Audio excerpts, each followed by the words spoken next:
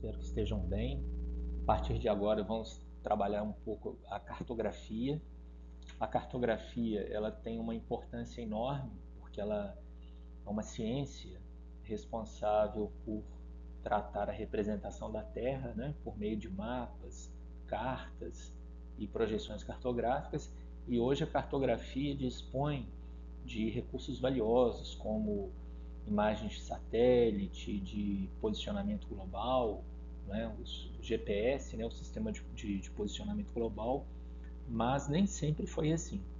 E não menos importante também, a cartografia, ela sempre teve um papel importante na história da humanidade e os primeiros cartógrafos, os gregos, eles já eram grandes observadores do espaço, eles já eram grandes matemáticos, grandes astrônomos e veremos um pouco então da história da cartografia,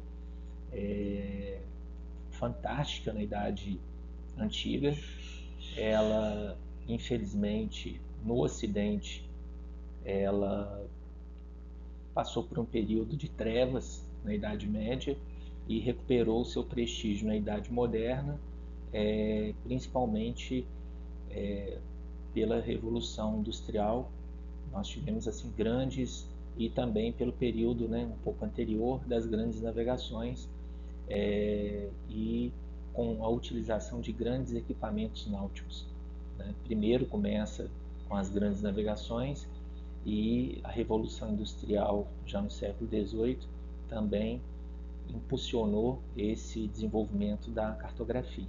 Então, nos próximos slides, veremos um pouco da importância da cartografia e algumas figuras importantes.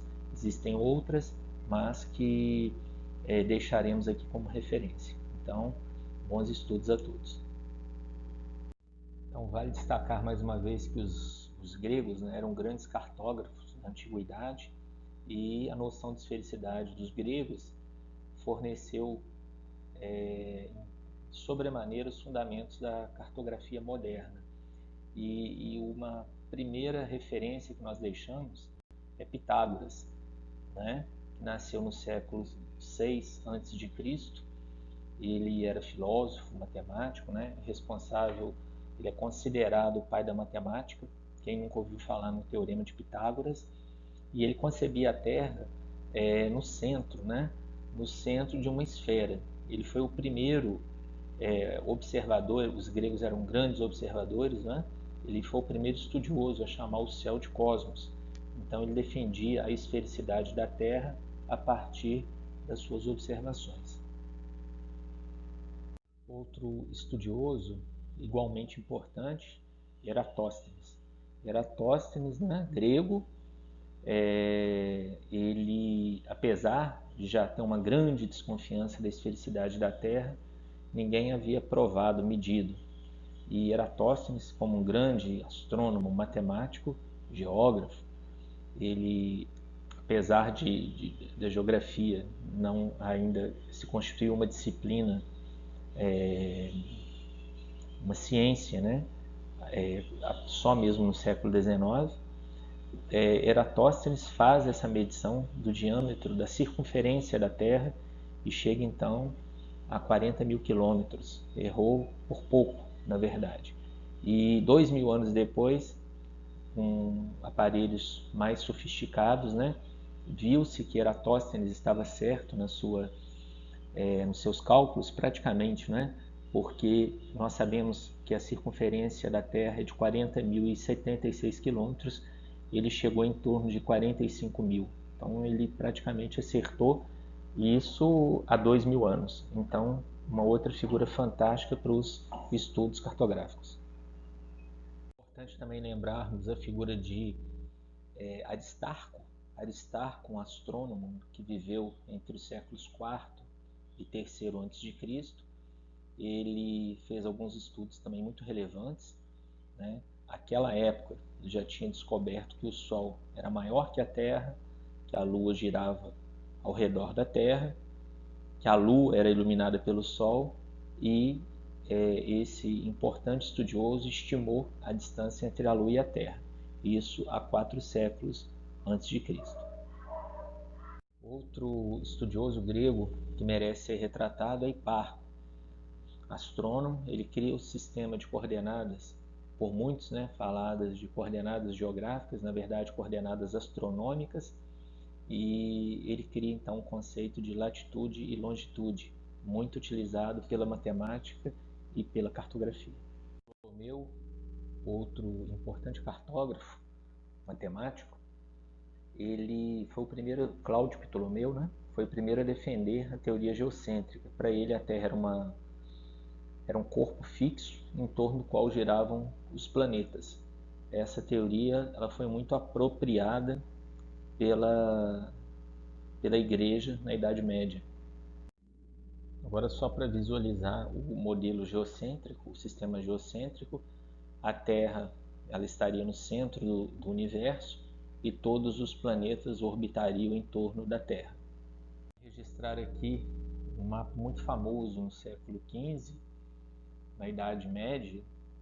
Era a ideia respeitada à época, que os 3 continentes conhecidos, a Europa, a Ásia e a África, é circundada por um oceano. O T significaria o mar Mediterrâneo e a cidade mais importante da Ásia seria Jerusalém.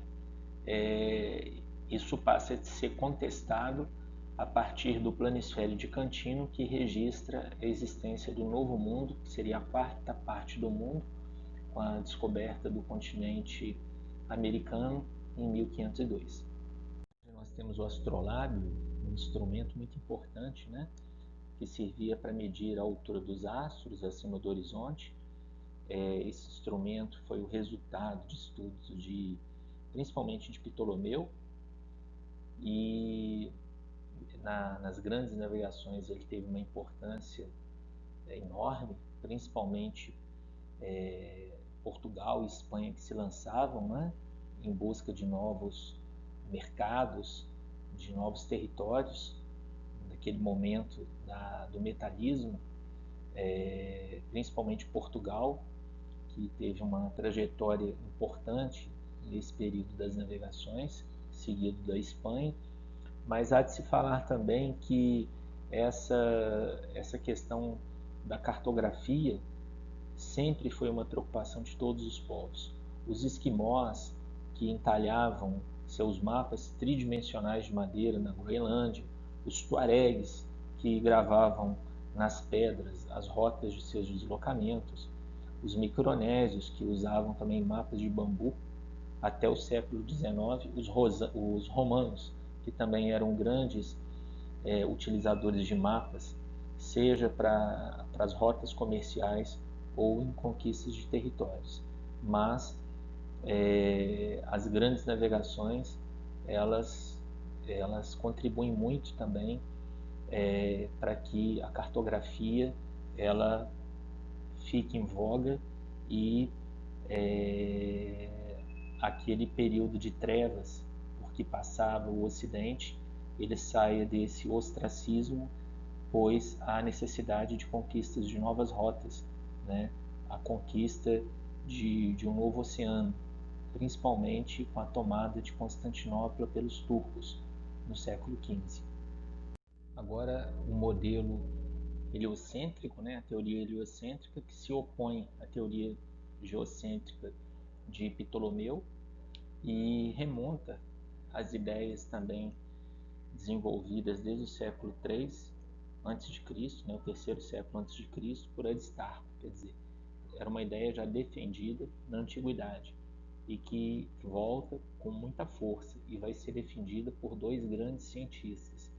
Começa com Copérnico e Galileu Galilei busca aprimorar tais estudos. De forma mais veemente os estudos defendendo o heliocentrismo é o astrônomo polonês que desenvolve a teoria heliocêntrica, Nicolau Copérnico. Ele contraria então a teoria geocêntrica e essa tese defendida pelo Copérnico é vista, né, como uma das questões, um dos pontos mais importantes da ciência de todos os tempos. Galileu Galilei ele busca aprimorar o modelo de Copérnico, né? Copérnico não conseguiu prever a posição dos planetas de forma precisa. Ele peca em relação também à sua afirmativa das órbitas circulares que os planetas fariam em torno do Sol, e ele também não conseguiu comprovar que a Terra estava em movimento. Galileu Galilei ele trabalhou na defesa do heliocentrismo, ele foi um pouco mais além que o Copérnico. Ele é considerado por muitos o pai da ciência moderna, só que ele teve que negar a sua teoria para não ser queimado na Inquisição. Em 1633 ele foi considerado herege pela Igreja Católica e há uma certa confusão, né, sobre a sua morte. Na verdade foi Giordano Bruno, né, outro astrônomo, que foi condenado à morte por heresia e por defender também ideias semelhantes a Galileu Galilei. Mas Galileu teve que se retratar para que não fosse entregue à Inquisição. E hoje nós temos, em pleno século XXI, ainda defensores, né, de ideias, de hipóteses totalmente que contrariam a ciência, que contrariam a lógica, como os defensores da Terra plana. Então, é interessante, né, vermos como a ciência ela é fundamental para acabar com qualquer tipo de uma visão que pode levar também à ignorância.